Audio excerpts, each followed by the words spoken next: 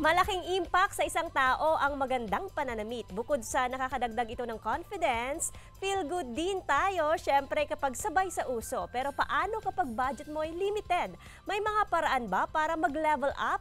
Sa 2024 fashion, yan ang ibabahagi sa atin ng fashion designer mula Pangasinan na si Jason Nacar-Potencion. Hello and welcome to Mornings with GMA Regional TV. Tama no? Jana po. Yes po. Nag-isip ako. Happy New Year! Happy New Year sa ating mga kapuso. Yes. Ano nga bang in sa fashion this 2024? Yes, every year naman po maraming lumalabas na uso. Taon-taon yan. Pero now, we have this year sa kulay na dala ko dito sa ating mga designs, which is yung this year is a puff volume year. So marami tayong mga uso ngayon ng pa-volume po ang mga sleeves. Okay. Yes, mga ripped jeans. And, yan po. Okay, isa-isahin ko lang yung mga usong color kasi ito something peach pero it's silky. Yes po. Ito po ang peach fuzz na tinatawag. Mini dress po which is in this year. Mga puff sleeve po siya. Puff sleeves. Yes po. And also, ito pong dala natin na design dito is the polka dots po. Nauuso rin siya ngayong taon and the ripped jeans po. Okay. Ito ripped Yes jeans. How po. about for men?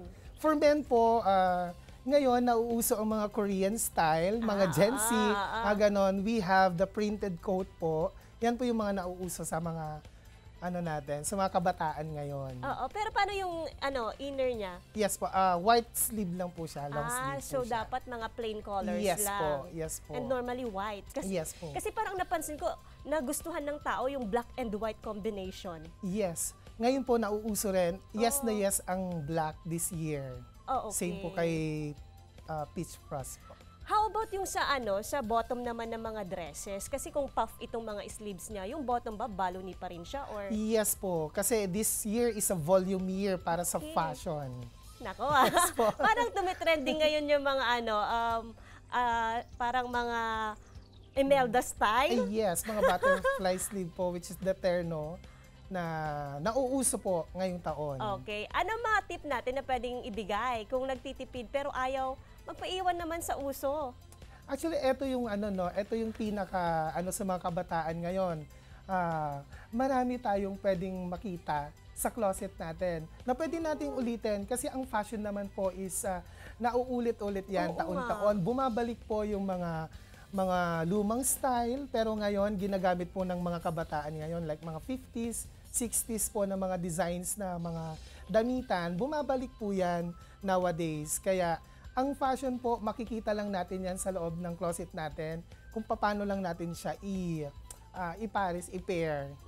Kasi natatandaan ko, Jason, kasi before, umuso yung skinny jeans. Tapos later on, bago magtapos itong 2023, umuso ulit yung mga square pants. Yes po. Diba? Talagang bumabalik talaga yung mga Bumabalik po dati. talaga yung mga dating fashions. Oo. Sa mga big event na gusto nating paghandaan, ano ang mga tema na uso ngayong 2024?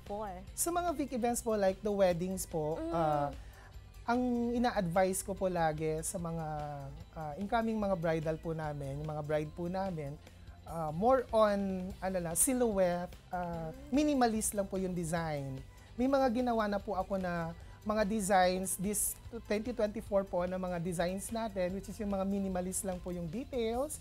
Ayan po, mga silhouette lang po yung cut. Oo. At saka parang hindi na uso ngayon, Jason, yung mga colorful na gowns. Yes po. Diba yes dati po. talagang bumubuga yung violet color, mga Opo. pink color. Pero ngayon parang very light na lang and Yes po, nature mga pale yung mga color po. Earth color po tayo. Earth this color year. na. Opo.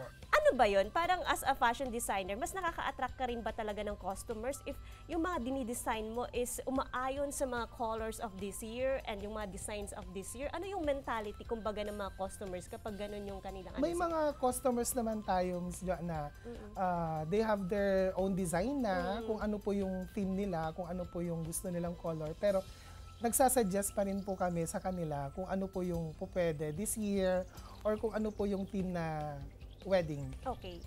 Pero sabi nga natin, yearly, nagkakaroon tayo ng new trend.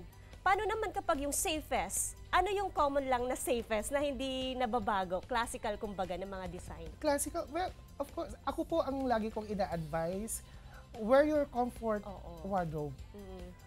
Yung happy and love na comfort lang tayo sa ating mga isinusuot. Okay. Yan yung pinaka-importante po sa lahat. Okay, bukod sa sinabi mo, any message pa sa mga kapuso natin na nanonood, especially gusto nila maging fashionable this 2024?